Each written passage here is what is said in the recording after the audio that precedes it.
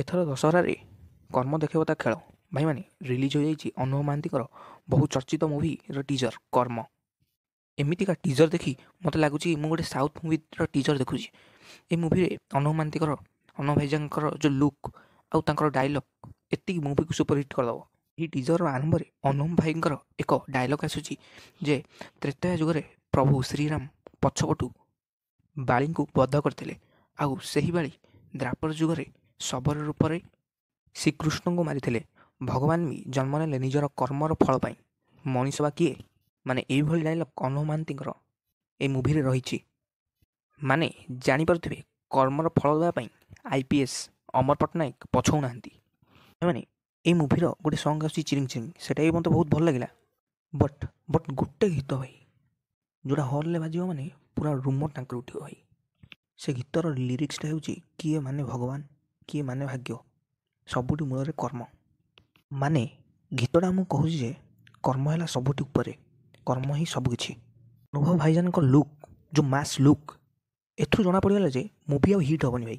ଆଉ ହିଟ୍ ହେବନି ମୁଭି ପୁରା ସୁପର ହିଟ୍ ହେବ ଭାଇ, ଟିକେଟ୍ ମିଳିବନି ଭାଇ। ଟିଜରଟା ପୁରା ସାଉଥ୍ ଲେଭେଲର ହେଇଛି। ମୁଭିଟା ପୁରା ମନକୁ ଛୁଇଁବ।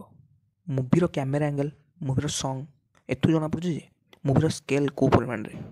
ଆପଣମାନେ ନିଶ୍ଚୟ ଆସନ୍ତୁ ଏଇ ମୁଭିଟିକୁ ଦେଖିବା ପାଇଁ।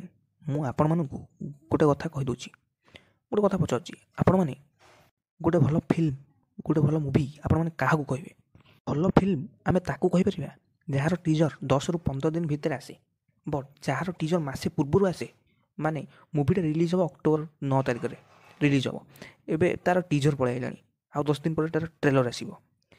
ଆଉ ଟ୍ରେଲରଟାକୁ ଦେଖି ସାରିଲା ପରେ ଆମେ ଡିସାଇଡ଼୍ କରିବା ଯେ ମୁଭିଟାକୁ ଦେଖିବା ନା ନାହିଁ। ୟାକୁ କହନ୍ତି ଫିଲ୍ମ। ଇଏ ହେଉଛି ଫିଲ୍ମର ଲେଭେଲ୍। ଭାଇମାନେ ଓଡ଼ିଆ ଫିଲ୍ମର ଟିଜର ତ ମୁଁ ବହୁତ ଦେଖିଛି, କିନ୍ତୁ ଏଇ ମୁଭିର ଟିଜର ଆଉ ଅଲଗା ଓଡ଼ିଆ ମୁଭିର ଟିଜର ଭିତରେ ଆକାଶ ପାତାଳ ଫରକ। ଏହି ଟିଜରର ଆରମ୍ଭରେ ଅନୁଭବମାନଙ୍କ ଡାଇଲଗ୍ ସହ ସିନେମାଟୋଗ୍ରାଫିକ୍ ଯେଉଁ ଭଳିଆ ଚାଲିଛି, ବୋବାଲ ପୁରା ସୁପର। ଆଉ ଅନୁଭବ ମହାନ୍ତିର ଯେଉଁ ଫାଇଟ୍ ସିନ୍, ଆଉ ଅନୁଭବ ମହାନ୍ତିର ଯେଉଁ SCP ରଣବୀର ଆଉ ଅଭିମନ୍ୟୁ ଫିଲ୍ମର ମନେ ପକାଇଦେଲା। ଏଥିରେ ଅନୁଭବ ମହାନ୍ତିଙ୍କର ଲୁକ୍ ପୁରା ଅଭିମନ୍ୟୁ ମୁଭି ଯେଉଁ କରିଥିଲେ ସେ ପୁରା ଡିଟୋ ସେଇଭଳିଆ ଭାଇ। ଯେଉଁ ଭଳିଆ ସସ୍ପେନ୍ସ ଆଉ ଥ୍ରିଲର ନେଇକି ଟିଜରଟା କଟା ହେଇଛି, ମୁଭିର ଯେଉଁ ଟିଜରରେ ଗୋଟେ ପରେ ଗୋଟେ ଯେଉଁ କଟ୍ ସିନ୍, ଟିଜରର କଲର୍ ଗ୍ରେଡ଼ିଂ ପୁରା ବେଷ୍ଟ। ଏହି ଫିଲ୍ମରେ ପ୍ରାୟ ୟୁଟ୍ୟୁବର ମାନଙ୍କୁ ବହୁତ ନିଆଯାଇଛି। ଏଥିରେ ଅନୁଭବ ମହାନ୍ତି IPS ଅଫିସର ଅମର ପଟ୍ଟନାୟକ ଅଛନ୍ତି। ମୋତେ ଲାଗୁଛି ଏଥିରେ ଅନୁଭବ ମହାନ୍ତି ଓ ତାଙ୍କ ଟିମ୍ ମିଶି ବିଭିନ୍ନ ପ୍ରକାର ମିଶନକୁ ଟେକ୍ ଓଭର କରୁଥିବେ। ଏହି ମୁଭିରେ ଅନୁଭବ ମହାନ୍ତିଙ୍କର ଗୋଟେ ଦ୍ୱିତୀୟ ରୂପ, ମାନେ ଗୋଟେ ସାଇକୋ ରୂପଟେ ଅଛି, ଯେଉଁଟାକି ଲୋକମାନଙ୍କୁ ବହୁତ ପସନ୍ଦ ଆସିବ।